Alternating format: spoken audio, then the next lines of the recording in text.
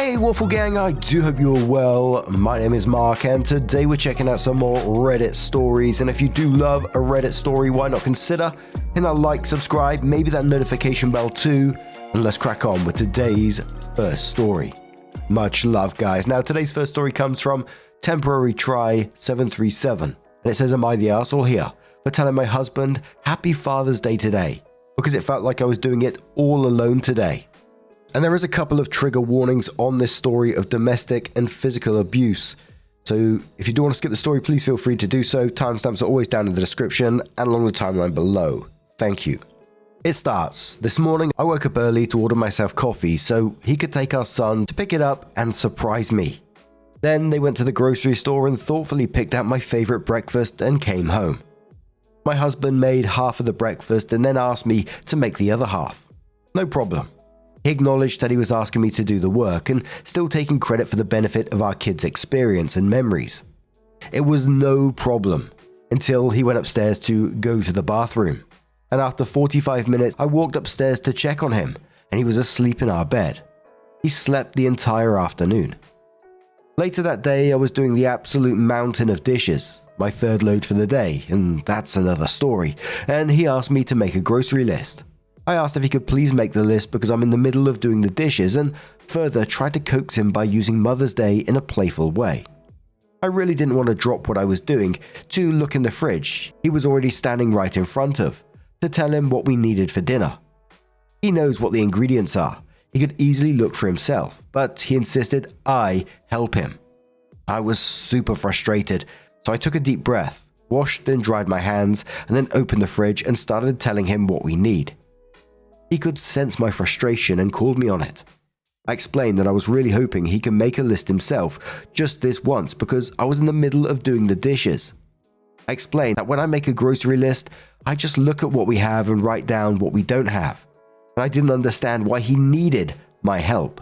He started talking over me to say if I had a problem making a grocery list with him, I should have just told him. I told him that I did communicate with him. And he doubled down and told me that I needed to learn some patience. I smiled and said, Happy Father's Day, because it was the nicest thing I could think to say. I completely set him off. He went off on me, refused to get ingredients to make our dinner, bought dinner for only himself and our kids, and has been giving me the silent treatment for over an hour. He says I went too far. Am I the arsehole here? ETA. Wow, I did not realize I was going to wake up to so much to read. Thanks for all your feedback. I've been enjoying my self-brewed coffee this morning and taking in your responses. I have a lot to look over and think about. I know divorce is the obvious answer. Edit 2. No, divorce isn't the obvious answer for this specific incident. Edit 3. I mean, the idea of divorce is not solely based on this one specific incident.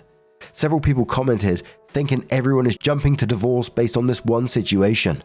It is more complex than this one day. No, I'm not using Reddit as a poll for whether or not to leave my marriage. Today I learned how to make Reddit paragraphs. Random. Both of our mothers are dead, unfortunately. Our children are 6 and under. It is common for parents to help and facilitate the day. 6-year-olds and toddlers can't be responsible for celebrating their parents. I didn't expect anything from him. I know it's just a Hallmark consumerism holiday. People who have commented are correct in saying that this incident is just representative of every other day, but magnified by the fact that Mother's Day was a particularly shitty day to choose to be particularly shitty. I felt like maybe I was the arsehole for making the petty comment. I am ND and sometimes I have trouble picking up on if I did something wrong that I maybe didn't realize was wrong to say or do. I appreciate all the anecdotes of your strength and ability to move forward after leaving an exhausting marriage. It is inspiring.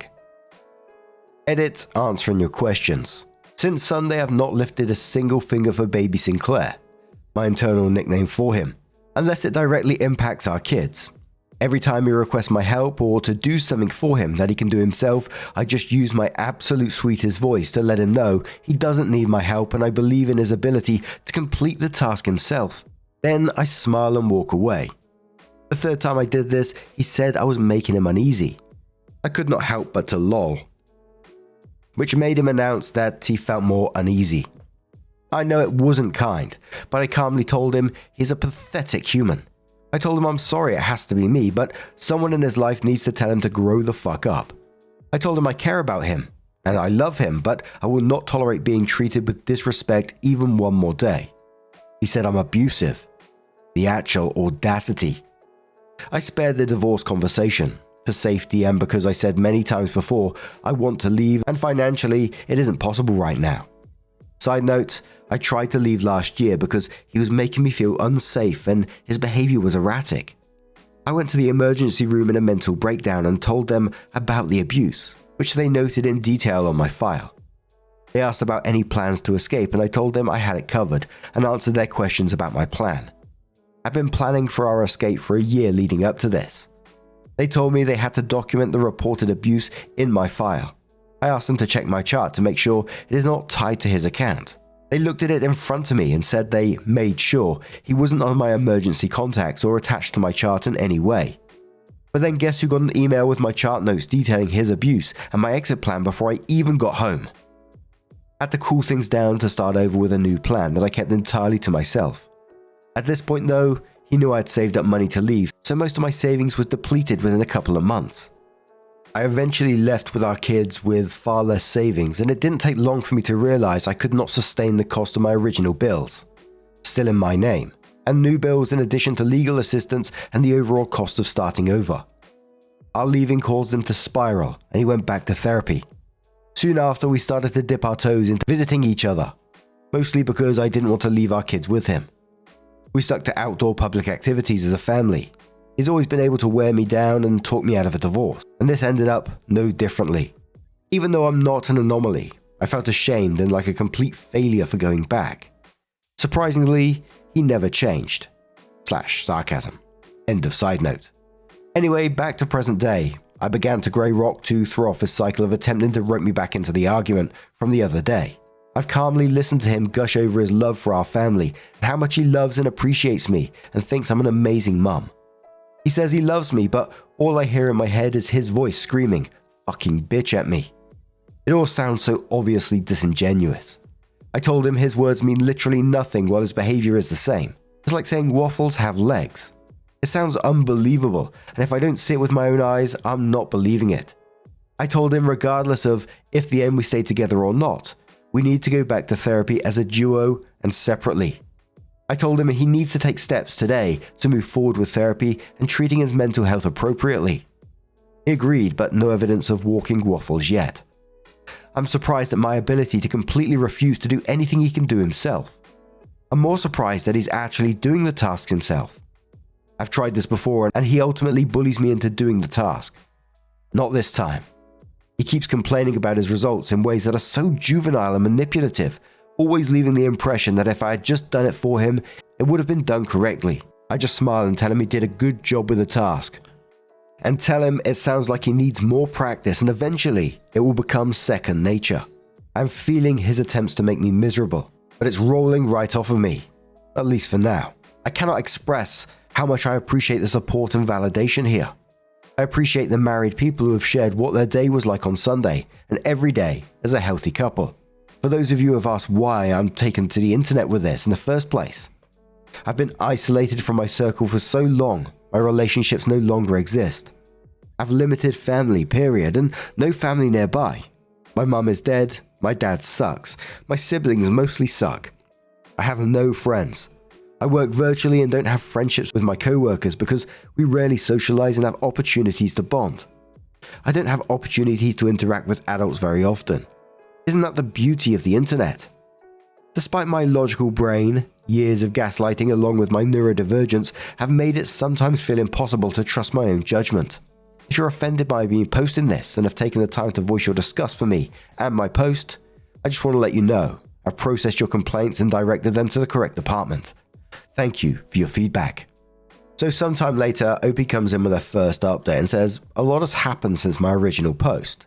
First, since Mother's Day, he has not shown any sort of attempts for progress. Surprise. He's lost his control and repeatedly called me a fucking bitch and other awesome pet names for his minor irritations towards me. Example, I asked him if he wanted my help bringing in groceries. Apparently, he wanted to do it himself to let me relax, and my offering ruined his plan, so he was essentially throwing an adult version of a tantrum. I explained that it doesn't feel like a genuine gesture, especially because now I'm being yelled at for offering to help. Okay, pal. At one point I became petty. Whoops, and I told him to use I statements because that's his go-to therapy speak that he uses on me as a dog whistle during arguments and therapy appointments. He lost his shit, which then made me laugh because I literally do not understand if this is really his perception of reality. I can't take him seriously. I find myself laughing more now than ever. And it's not to mock him, I just can't control my disbelief and don't know how else to cope at this point. Second, I have realized that while I do love and care about him, it is clear that he does not respect me as a person, a mother, or as partner. He doesn't respect our kids. I can't realistically continue living with someone who tries to control my entire life. What kind of life is that to live? I took advice from many comments left on my original post and reached out to friends and family I've been isolated from. The reception was better than I anticipated. I didn't expect the hurt I felt when I found out every single one of them said they wondered if I was in an abusive marriage, but not one of them ever asked me directly when I completely withdrew. I didn't blame them, but it was hard to ignore the pain I felt from that. This was also a reason I never reached out to anyone when things got really bad. It seemed like they had their own lives to worry about and clearly weren't concerned about my absence. A couple of the people I reached out to were lifelong friends that I had to formally end friendships with when I started dating my husband because of his jealousy, and I never got to mourn those friendships. I felt like a piece of me that had been broken began to heal. Anyway, it was a positive step because some of my family members were relieved I opened up to them, and now I don't feel so isolated and alone. So thank you to everyone who encouraged me to do that. 4, I'm not sure what my next steps are, but I'm feeling more confident in my path forward. I do know that from here on out, I'm doing whatever the fuck I want. Don't worry, as safely as I can. Thank you. And when OP was talking about their friendship and them sort of pulling away, I understand OP being hurt at the same time, but I think I also understand the friend's perspective. Sometimes we see this from the other point of view, and I think it's a bit of a painful catch-22 in the fact that you want to help them, but you also don't want to risk making their situation even harder, and therefore actually pushing them away, especially if they're in a situation like that. You don't want to push them away. We often see it in these stories that, just be there with the door open when they do need your help, and it kind of feels like that's what happened in this situation. But Dawn Shakar says, I'm glad for you. I'd like to point out something. Some of these friends who didn't reach out to you when you withdrew may not have known how to do it, or were afraid you would reject them. I'm sure they are genuinely glad that you're reaching out again. Give them a chance to be your friends.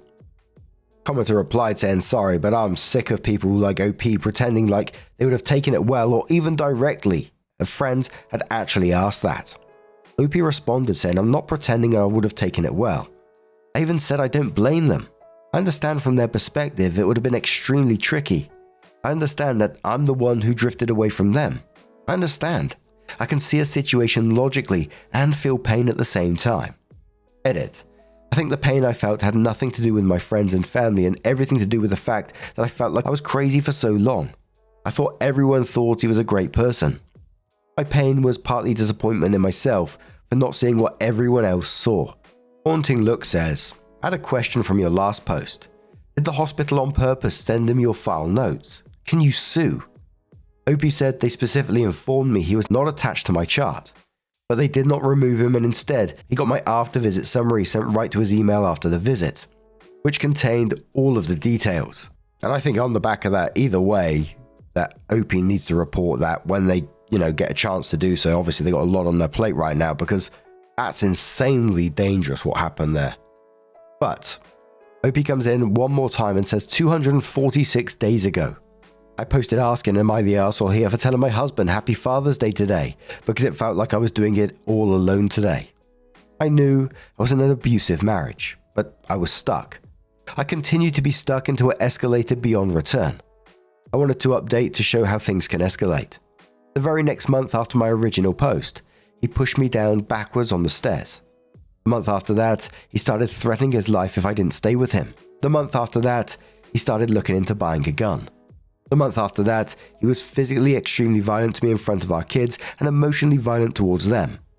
Police were called multiple nights in a row. My kids and I have been staying at someone else's house since mid-November. We left with a weekend's worth of clothes each, toothbrushes, and some of their favorite toys that I could quickly grab. We started completely over, and it feels very weird. From my previous post, he drained the savings I had accumulated to escape with my kids. I'm in the process of finding a new job and have a GFM open as a desperate attempt at leaning on a community. As weird and as scary this process has been, I never felt safer. My kids have never been happier. Someone asks OP if they're in contact with lawyers. OP says, I've been in contact with a women's association here that has legal counsel, but it's limited. Right now, I have a protection order that is valid for the next few months and continuing to work towards officially divorcing and an official parenting plan. ETA, thank you. Corfiz says, how did he get access to your account? And was there no way to get it back in the divorce, since you can prove he took everything when he was only entitled to half? OP says, I don't know about getting it back in the divorce. I would need to talk to a lawyer about that, and I'm still in the process of doing that through a non-profit. Alternative Stretch says, you're saying the emergency room, as in the hospital staff questioned you about the abuse and wanted to make sure you had an exit plan. I didn't know what it was, but then while you were driving home from said emergency room, they had already emailed everything you said directly to your husband. Something seems off here. If they did do that, you know that's very illegal, right? Like that's HIPAA violation, which is pretty damn serious. If they did that, then why haven't you reached out to a lawyer yet? That would be my first step going forward. OP says the system automatically emailed him my visit notes. We specifically talked about it during my visit, and they specifically said he was no longer attached to my chart. But he ended up getting the chart notification and detailed chart notes nonetheless. Dustquake says I'd be pushing for no visitation until he's completed a psych eval proving he isn't a danger to himself or others. Threatening suicide and looking into buying a gun. Yeah, he's either threatening suicide as a control measure, which will 100% focus on weaponizing the kids, or he'll take himself out, either in front of or just after he takes them with him. That is full caps, literally psychotic behavior. OP says I went to court 4 times to try for that. The judge wouldn't order him because he already said in court that he had planned to go. The last hearing was a month ago. Guess who hasn't been to therapy yet? Ugh. That is absolutely a terrifying situation for OP and the kids to be in. I'm glad that they got out of there safely, and I'm surprised that the judge wouldn't give no visitation, especially after the behavior he's shown so far. You know, the threats and the gun and the pushing her down the stairs. It's just escalating behavior, isn't it? But what do you guys make of this situation? Let us know your thoughts down in the comments below, and let's move on to another story. And this next little story is from our own subreddit, r/Mark Narrations. Feel free to get involved over there, from Frosting Necessary 991. And says, the hug I will always remember. I'm not sure this is something people will be interested in, but I was listening to some of your old podcasts with the positive shorts at the end, and it reminded me of this story, so I thought I would share. I'm not someone who generally enjoys getting hugs, especially from strangers. Sometimes even getting a hug from a close family member will make me incredibly anxious and uncomfortable. However, my little brother was always an exception. I never felt uncomfortable or anxious with hugs from him, no matter how often. I can't really explain, but he always just gave the best hugs. He never held on too long or let go too early, never too tight or too loose. The Goldilocks of hugs, I guess. Several years ago, I received a phone call that I will never forget. My brother was dead. I didn't live in the same city as him and was told not to come down until the funeral several days later, and due to the circumstance of his passing, there'd be no viewing. I lost it. I cried and cried and cried. All I could think of was that I didn't even get to say goodbye. I wanted a hug from him, and I knew I would never ever have one again. At some point, I had the wild urge to just leave my apartment. I couldn't be there anymore. I had to go somewhere, anywhere. As I left my apartment, I ran into my neighbor, who lived in the apartment behind mine. He was a great guy. We'd often chatted and were friendly with each other. I remember he grew the most stunning garden with sunflowers taller than me and tomatoes as big as a fist. He turned to me with a smile, and in that moment, I didn't have the energy to hide my tears and smile like I normally would when outside my home. I don't remember what he said, but I do remember the way his face just fell and that he was speaking softly to me. All I could manage out was that my brother was gone. I remember him saying, "Ah, sweetie," and wrapping me up in the biggest, warmest hug. It felt so much like my brother's hug in that moment, and I could control my sobs. I felt safe, and I felt my brother in that hug, like he was saying goodbye. In a way, that hug saved me and brought me a measure of closure I never would have had otherwise. I don't know if he even remembers that hug, but for me, it was and still is a moment that I will always cherish. I still have a beautiful candle holder that my neighbor gave me on my shelf, and every time I see it, I remember that hug and how much love came from someone who was barely more than a stranger. It gives me hope for others and for myself. Sometimes it is the smallest gestures of love, care, and understanding that mean the most to those around us. And if you are ever reading this, dear neighbor, thank you. I'm trying to think of the story that might have been about a hug, and I don't know if it was my one or it was a story that was already on there. If it was my one, it would have been the one about my old boss. When I was going through that particular rough time, family members would just seem to be getting ill and passing away all over the place. It was an absolutely wild time, and it was one of the few times that I cried during that moment, because I can still remember being in the office with him. It was just me and him, was wrapping up sort of the end of the day, and I told him what was going on a bit deeper, and he just sort of stood up and he just went, "Do you want a hug?" And I was like, "What?" in my head, and I was like, "Yes, please, that'd be nice." And it was just so unexpected from him. You know, this guy was 7 foot tall, not what I would really say is a feelings kind of guy, but in that moment, he just showed his support and care right there. And I'm sure he doesn't realize it either, but it's a huge memory for me, that is, and something that really helped carry me through a really troubling time. So Frosting, I'm so sorry for your loss, and thank you for sharing your story with us. It absolutely means the world. But now, I'm going to turn this one to you guys. What do you guys make of this situation? Do you have your own hug that you will always remember? Let us know your thoughts down in the comments below. And just a huge thank you for being here today, getting involved in the stories, your love, your support, your time. It always means the absolute world to me. And I'll see you in the next one. Take care and much love.